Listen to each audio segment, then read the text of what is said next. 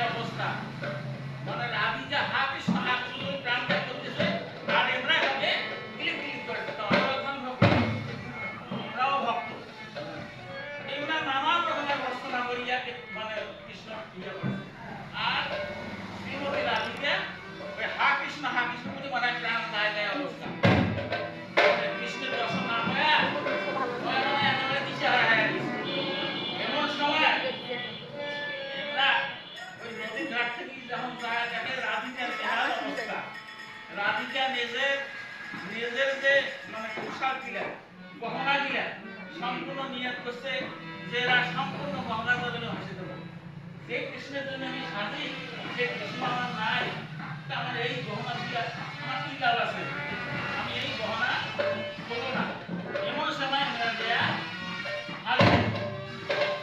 যখন হাজির কি বাবা ছবি গহনা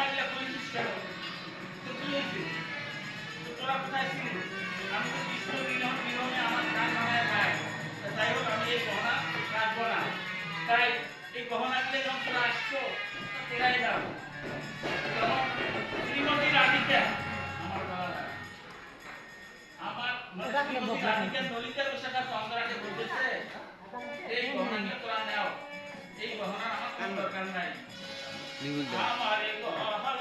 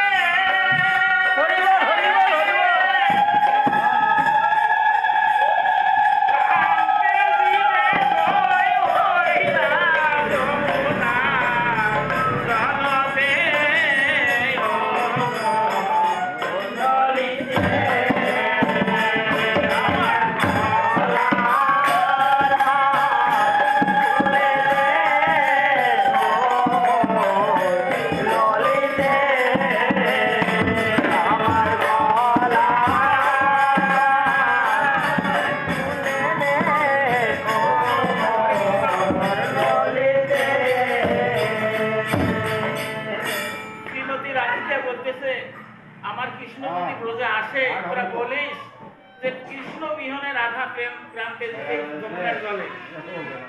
আর এই গহনাপাতি আমার দরকার নাই। আমরা কি করি, সাধারণত 2 দিনের বন্ধুর জন্য কত সাধারণ সাধু, 2 দিনের বন্ধু যে যখন তখন চলে যেতে পারে, সেই বন্ধুর জন্য আমরা কত কিছু সাজি।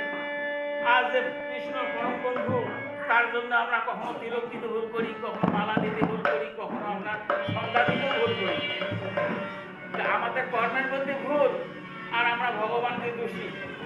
তাই ভগবান শ্রীকৃষ্ণ, তাই ললিতা বিশাখা চন্দ্রাবলী শ্রীমতী রাধিকাকে বলতেছে, যদি 100 বছর কাঁদলো কি পালু, 100 বছর যদি কাঁদলো তুই কি পালু, তুই যে কৃষ্ণ অনুরাগে সারা জীবনটা জড়ি মরেছিস, তুই কি পালু। তখন আবার শ্রীমতী রাধিকা বলতেছে, আমার মৃত্যু হোক তাও ভালো, তার কৃষ্ণ নামটা যেন আমার মনে থাকে। তাই শ্রীমতী রাধিকা বলতেছে, কৃষ্ণ কৃষ্ণ কৃষ্ণ বলি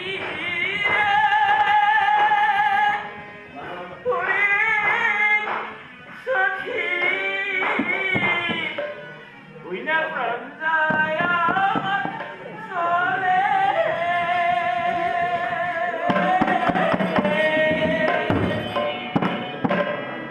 ওই না কোথায় গেলে পাবো সখী রে, ওই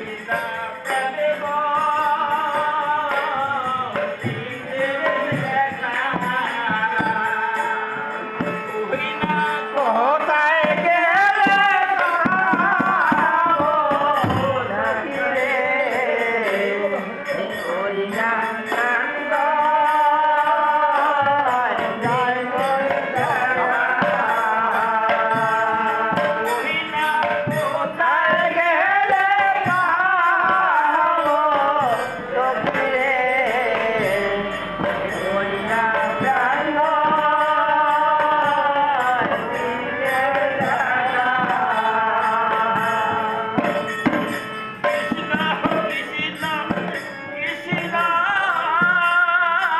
প্রাণে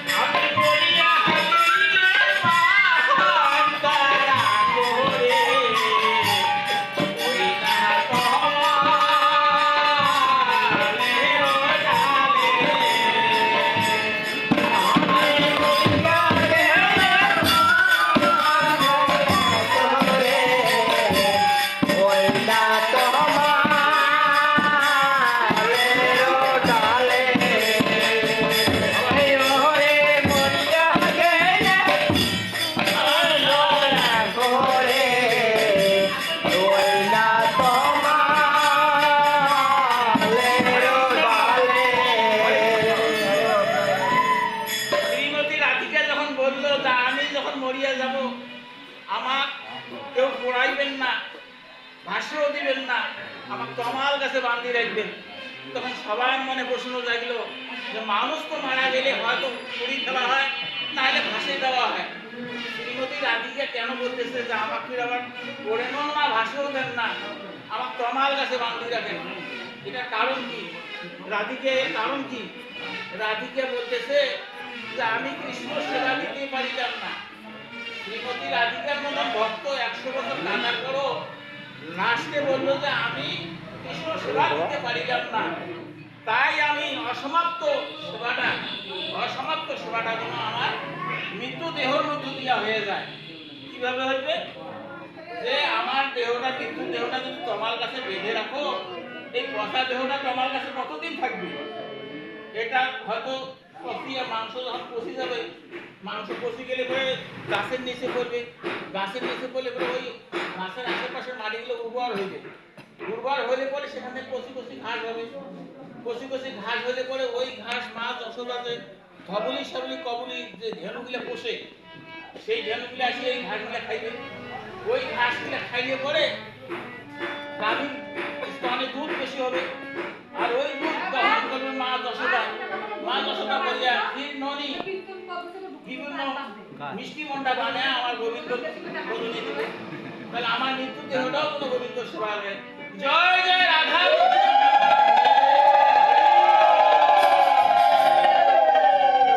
আবার ললিতা রসিকা বলল, সখীরে 100 বছর কাঁদলো, তাও তো ঋণ শোধ হল না, এত সেগুলো তাও শোধ হল না, লাস্টের তোর মৃত্যু দেহটাও না সেবা লাগাইছিস, তুই কি পাবো?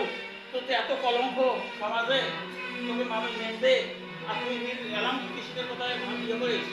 তখন অনুরাগে বলছিল, গল ভুল করেছি সখী রে,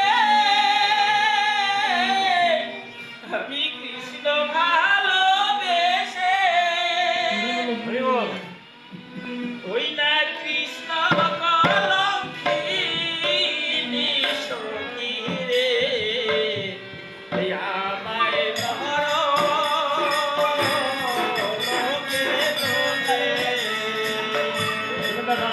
ওই না কৃষ্ণ